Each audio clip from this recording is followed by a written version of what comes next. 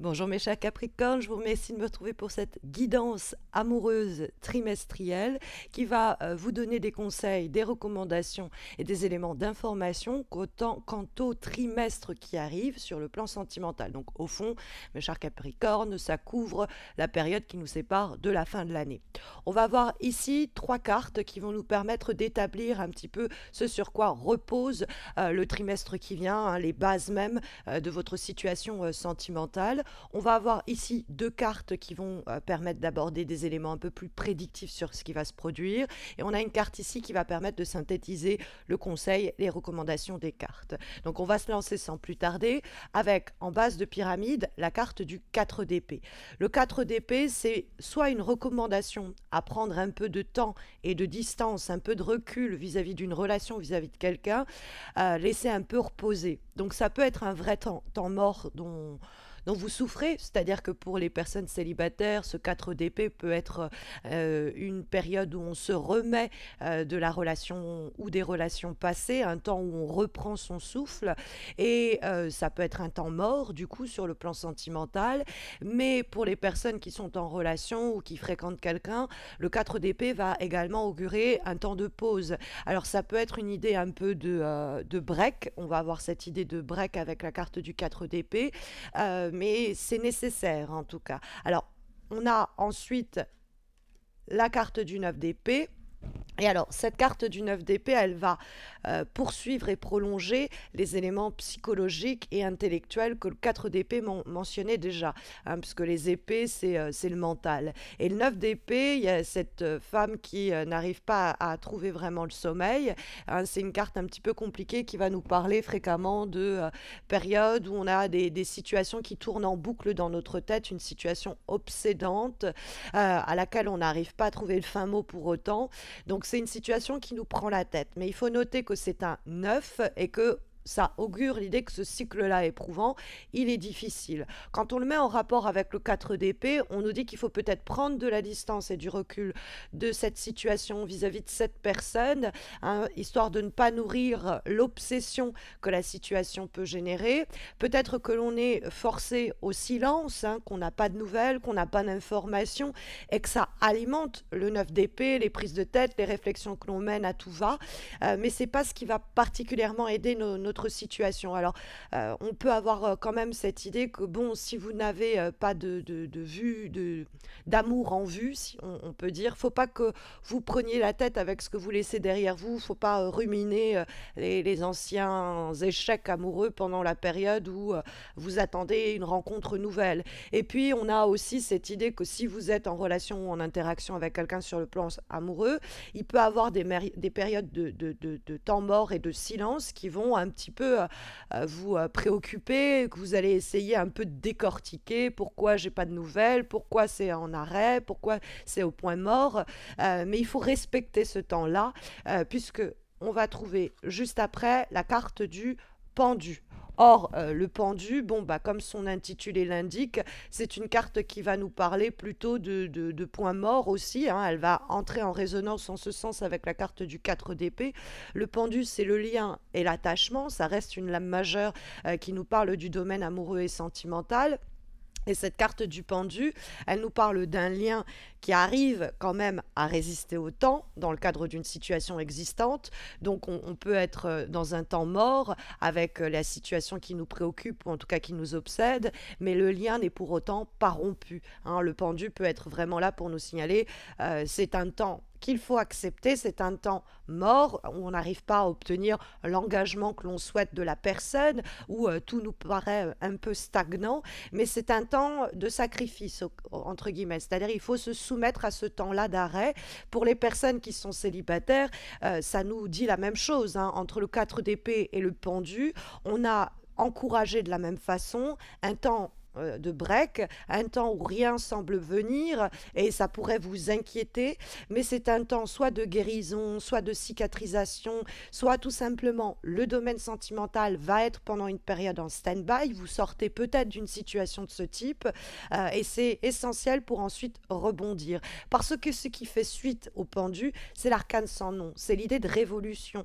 Donc le temps d'arrêt que l'on observe sur le plan sentimental, dans le dans le cadre, par exemple, d'un projet de couple où on est très obsédé par est-ce qu'on va arriver à réaliser ce projet ensemble, l'autre ne nous en parle plus, l'autre partenaire ou la personne reste silencieuse, le sujet n'est plus abordé et tout nous semble à l'arrêt. C'est un temps auquel il faut consentir. Peut-être que l'on n'agit pas, mais en tout cas le cerveau, lui, il réfléchit et il va trouver des solutions. Donc quelquefois, c'est aussi laisser le temps à quelqu'un de faire le point sur une situation, de réfléchir de son côté à ce propos. Sur la ligne supérieure, qui va nous permettre donc de voir un petit peu ce qui va vraiment sur un plan plus prédictif se produire au cours du trimestre qui vient, nous trouvons la carte du roi d'épée et nous trouvons la carte du chariot. Alors, pour les célibataires, il n'est pas impossible que vous fassiez une rencontre dans le cadre du travail ou alors dans le cadre d'un déplacement. C'est éventuellement possible. Le roi d'épée peut augurer une personne, un signe d'air, Gémeaux, Balance ou Verseau.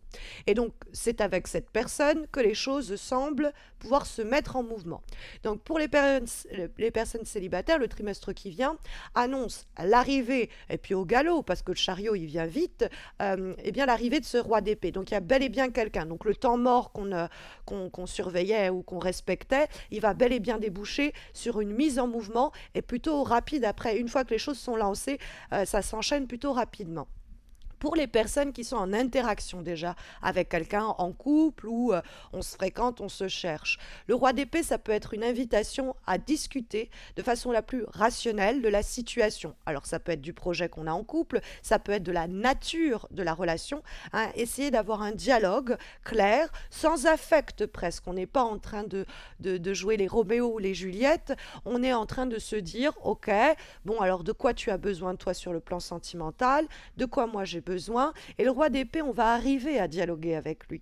Il a besoin peut-être que l'on dialogue, d'ailleurs, si le roi d'épée apparaît, il est disposé et disponible. Ça peut être quelqu'un aussi que vous rencontrez, qui est plutôt rationnel, pragmatique, un intellectuel, ou quelqu'un qui s'exprime avec éloquence. C'est un roi, donc il y a pas mal de chances pour que cette personne, elle soit bien en place sur le plan du boulot, notamment dans sa vie ou sa situation matérielle. Je parle du boulot parce qu'on a le chariot qui peut vraiment nous dire qu'il y a quelqu'un qui vient nous séduire. Il y a vraiment, le chariot, ça peut être l'idée du séducteur. Donc, avec la carte comme ça du roi d'épée, on peut ici aisément se dire, ok, donc roi d'épée, chariot, on a quelqu'un qui vient vers nous, qui vient nous séduire, qui vient nous plaire, qui débarque comme ça sur le trimestre qui suit. Mais on peut avoir aussi l'idée de ce roi d'épée qui prend les choses en main et qui fait avancer une situation, une relation déjà existante entre vous deux. Le chariot peut indiquer le cadre dans lequel vous rencontrez cette personne, donc le travail, un déplacement, mais ça peut être aussi l'idée de la rapidité à laquelle finalement les choses avec lesquelles les choses se mettent en place. Parce que après une période comme ça qui est très figée, hein, qui fait état des lieux un peu de votre situation amoureuse à l'heure actuelle, eh bien en termes d'évolution, on a une possibilité, si on a respecté peut-être aussi ce temps mort, hein, de voir les choses un peu s'accélérer. En guise de synthèse pour votre trimestre à venir amoureux, nous avons la carte du 6 d'épée. Cette carte du 6 d'épée va effectivement confirmer le fait que vous êtes dans une période de transition actuellement et sur le trimestre à venir. Une période de transition, tout simplement parce que le 6 d'épée nous parle d'un entre-deux. Un entre-deux qui peut être lassant, fatigant. On voudrait plus rapidement faire avancer ce projet, cette relation, sortir un peu de l'inertie et stagnation amoureuse qui est la nôtre, et on pourrait un petit peu broyer du noir, ce que le 9 d'épée nous signifie. Or, le 6 d'épée nous dit c'est un rite de passage, c'est une période d'intervalle, mais qui est nécessaire. Ce que le pendu nous expliquait déjà. On est doucement en train de faire évoluer une situation et laisser peut-être les échecs amoureux passés derrière nous, les échecs de communication au sein d'une relation ou la difficulté à faire passer à l'action les projets dans le cadre du couple. Hein. Et ça, c'est ce que nous dit la base de pyramide. On a fait des compromis, on a fait des concessions, on peut en faire encore pendant ce trimestre à venir, mais ça semble être vertueux, ça semble peut-être aider à ce que cette période de transition s'achève plus rapidement que prévu et faire émerger ce roi d'épée, quelqu'un qui sait ce qu'il veut, qui en parle clairement avec vous et les choses qui se mettent rapidement en mouvement. Donc voilà en tout cas les énergies que les lames sondent pour le trimestre amoureux à venir, en espérant que ça saura vous aider et vous accompagner. Mais vous le savez, il y a également mes guidances mensuelles qui vous permettront de vous repérer aussi sur le plan sentimental. Vous avez les horoscopes de octobre qui sont d'ailleurs déjà disponibles, mais peu importe le moment où vous regardez cette vidéo, sachez que vous aurez les horoscopes d'octobre ou de novembre ou de décembre qui seront donc disponibles. Voilà, bah écoutez, n'hésitez pas à laisser un petit commentaire, à me faire un retour et un message, parce que ces guidances amoureuses trimestrielles me prennent beaucoup de temps. Je fais déjà les horoscopes mensuels, ça fait énormément de vidéos à l'année que je dois faire, donc il faut que ce soit encourageant pour moi de me dire que oui, les gens veulent l'entendre, qu'ils en ont envie pour pouvoir continuer, et que en 2022, je les fasse tous, hein, parce que là j'en ai fait un en milieu d'année, j'en fais en fin d'année, j'ai plutôt fait des tirages semestriels. Mais voilà, n'hésitez pas à laisser un petit commentaire, à liker cette vidéo, à vous abonner. Ça fait plaisir de voir que je suis suivie et ça me motive pour continuer de le faire. Ben voilà, en tout cas, prenez bien soin de vous mes chers Capricornes et puis je vous retrouve très vite pour les horoscopes prochains. À bientôt.